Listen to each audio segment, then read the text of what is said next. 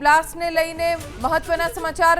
આતંકી મુજમ્મિલના ઘરે પોલીસ તપાસ માટે પહોંચી। પુલવામામાં મુજમ્મિલના ઘરે પોલીસ તપાસ કરવા માટે પહોંચી છે।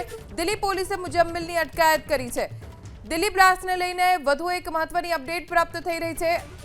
મુજમ્મિલના ઘરે પહોંચી છે પોલીસ। મુજમ્મિલના ઘરે તપાસ કરવા માટે મુજમ્મિલના પુલવામા સ્થિત ઘરે અત્યારે પોલીસ પહોંચીને તપાસ કરી રહી છે। કોઈ પણ મુજમ્મિલને લઈને માહિતી મેળવવાનો પ્રયત્ન થઈ રહ્યો છે। જે જાણકારી મળી છે તે મુજબ ઉમર નામનો શખ્સ ચલાવતો હતો i20 કાર।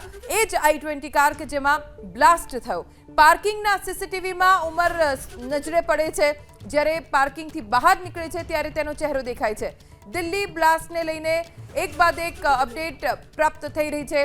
ઉમર નામનો શખ્સ i20 કાર ચલાવતો હતો અને જ્યારે તે પાર્કિંગમાંથી બહાર નીકળે છે ત્યારે સીસીટીવી કેમેરામાં તે કેદ થયો છે। પાર્કિંગની બહાર નીકળતા ઉમર સીસીટીવી કેમેરામાં સ્પષ્ટ જોઈ શકાય છે। ફરીદાબાદ મોડ્યુલના ખુલાસા બાદ ઉમર ગૂંચવાયો હતો।